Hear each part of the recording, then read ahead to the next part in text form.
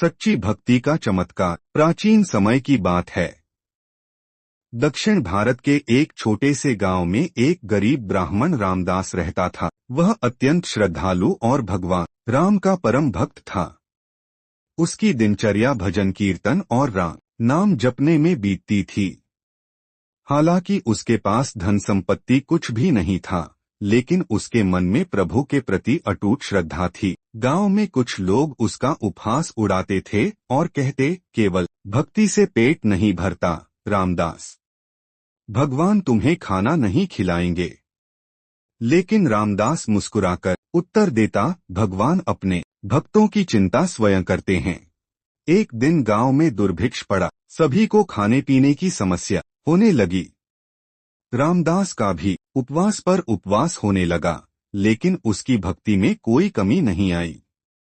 भूख से दुर्बल होते हुए भी वह मंदिर जाकर भजन गाता और राम नाम का स्मरण करता। एक दिन जब वह पूरी तरह थक चुका था तो उसने हाथ जोड़कर कहा, हे प्रभु, यदि मैं तुम्हारा सच्चा भक्त हूँ तो मेरी चिंता तुम्हें स्वयं करनी होगी। और फिर वह बेहोश होकर गिर पड़ा। उसी रात गांव के मुखिया को एक स्वप्न आया।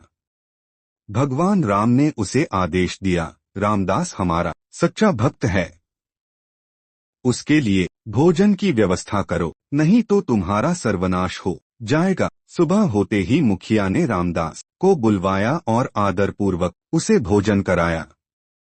न केवल भोजन बल्कि उसने रामदास को आश्रय और सेवा करने का कार्य भी सौंप दिया। यह देखकर गांव के अन्य लोगों को भी एहसास हुआ कि सच्ची भक्ति करने वाले की रक्षा स्वयं भगवान करते हैं। उस दिन के बाद गांव के सभी लोग रामदास की भक्ति से प्रभावित होकर भगवान राम के प्रति श्रद्धा रखने लगे। भगवान सच्चे भक्त की परीक्षा तो लेते हैं, लेकिन उसे कभी निराश नहीं करते। सच्ची भक्ति करने वालों की रक्षा स्वयं भगवान करते हैं।